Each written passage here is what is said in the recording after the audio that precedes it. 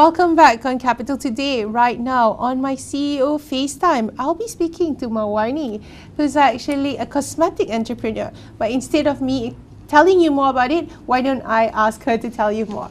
Well, thanks for having us on coming to our show today, Mawarni. Oh, my pleasure. Thank you so much for having me. Yeah.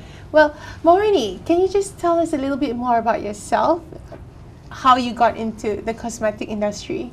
Well, Shiken, it was a long, convoluted process. I started out as a teacher. I graduated with a degree in English and English literature in Canada. And then I taught for 6 years. And I went to ministry for about 14 years. And I took optional retirement and went into the corporate line where I did training, management training, HR basically. And I stayed there for 3.5 years and I learned many things, especially about business. And then there came a point in my life where, you ask yourself, do you want to continue being an employee or do you want to be an employer?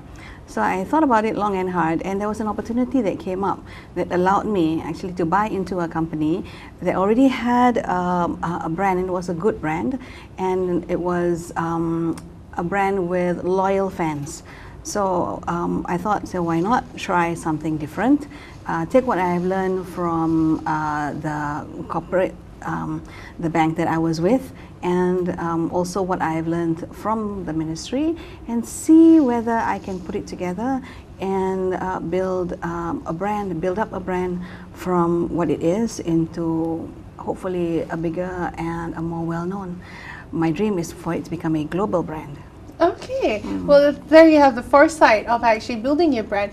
But making the transition from an educator and then into HR and now into a cosmetic entrepreneur, how was the challenge like, and how did you actually face each challenge, especially transitioning as an entrepreneur is actually something difficult? Well, it was and is actually a journey.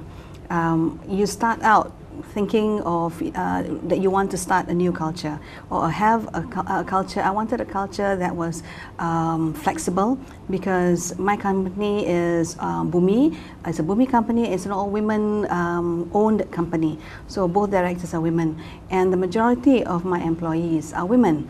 So I wanted to have a culture where people are engaged, they enjoy coming to work, and they have the flexibility to build a good family life as well as live out their passion.